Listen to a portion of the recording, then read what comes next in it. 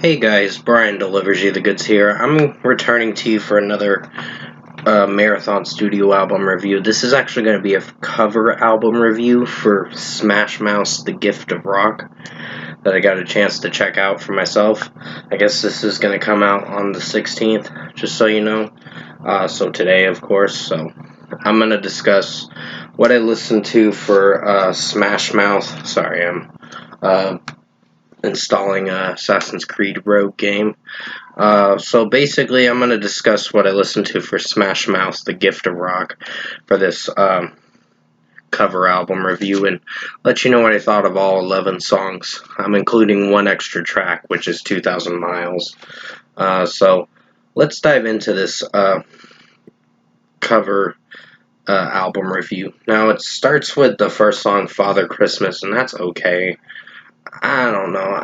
I get what they were trying to do with this because it's mainly a Christmas album, but I don't know. I just wasn't feeling for Steve Harwell's vocals in this one. There were some cringe moments through it, and there were some okay moments.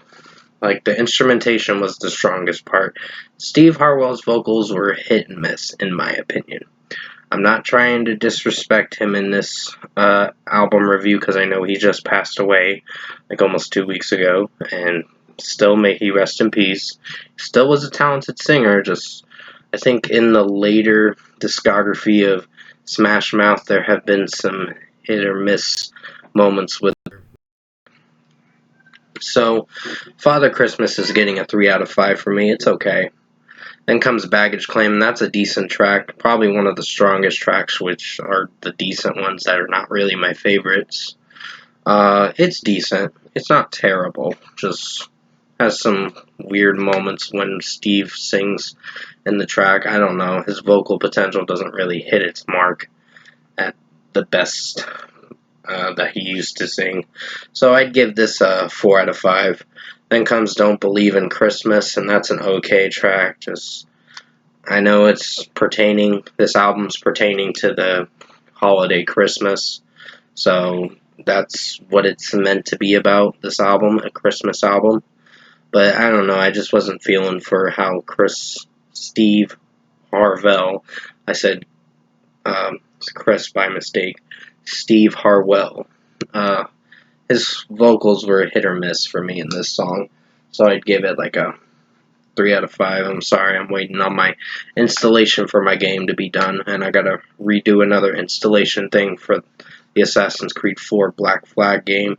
So, yeah, I did buy the whole collection of the Assassin's Creed games for the PS3 version, but I'm gonna be getting the PS4 versions later on. So, basically, next song is Christmas, Baby Please Come Home, and that's a decent one.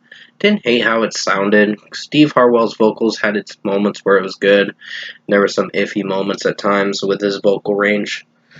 But I think it did alright, so 4 out of 5. Then comes Zat You, Santa Claus. Zat You, Santa Claus.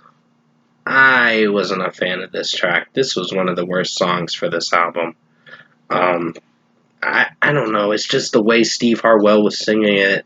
I wasn't feeling for it. It just made me dislike this song with his vocals.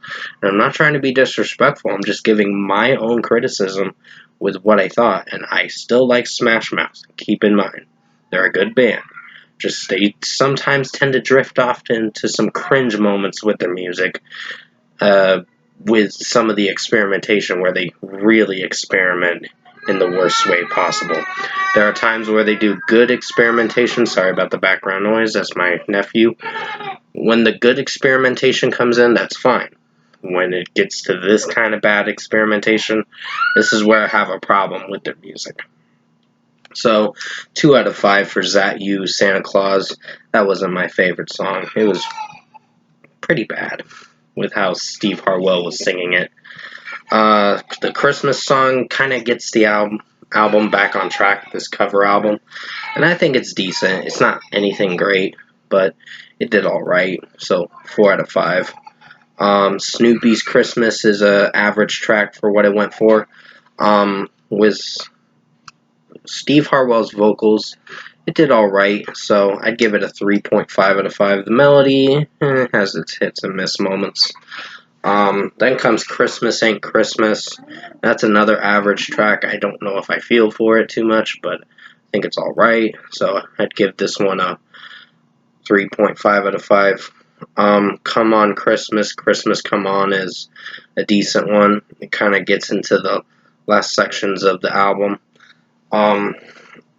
I think it's decent because Steve Harwell's vocals sound alright.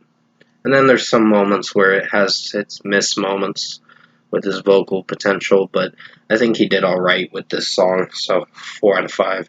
Then comes Merry Christmas, I Don't Want to Fight Tonight, and that's an okay track.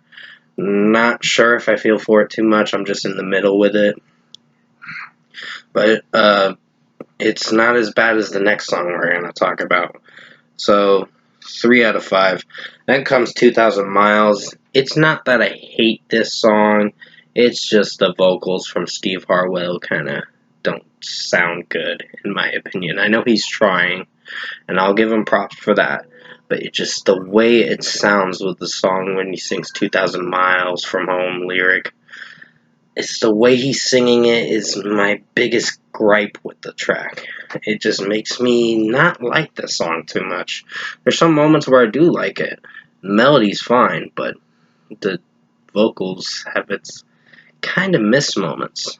So I'd give this a 2.5 out of 5. Not, like I said, not hating Smash Mouth, just giving my criticism on what I personally think. So please don't take it in the most offensive way, like, oh, he just passed away, you're being an asshole about it. So it's just what I've noticed when listening to this cover album. So overall, production mixing and execution wise, I think Smash Mouth, The Gift of Rock album, this cover album was bad. It was probably one of the worst releases they've released in 2005. And I know they were trying something with this release, but I just was not connecting with this album. And I think there's certain tracks I'll probably come back to. But the rest of the album, the 2 songs, That You, Santa Claus, was the worst. And 2,000 Miles kind of was a disappointing track. So I was a little disappointed with this release. So 5 out of 10 for this Smash Mouth. And yeah, for a score, I'm giving Smash Mouth, The Gift of Rock, a 5 out of 10 for this cover album. It's unfortunately bad. I was kind of hoping it wouldn't suck, but yeah. Still, may Steve Harwell rest in peace. He still was a talented singer, but I guess when you get to the later discography in Smash Mouth, there are some songs that kind of make you cringe. So, with that being said, guys, hope you enjoyed this cover album review. Please don't take this in the wrong way, because I know he did pass away almost 2 weeks ago, and I'm not trying to be a total douchebag in this review. I'm trying to be as respectful as I can be in this review. It's just, there are going to be moments in this certain of their discography where I'm not going to really like some songs they make.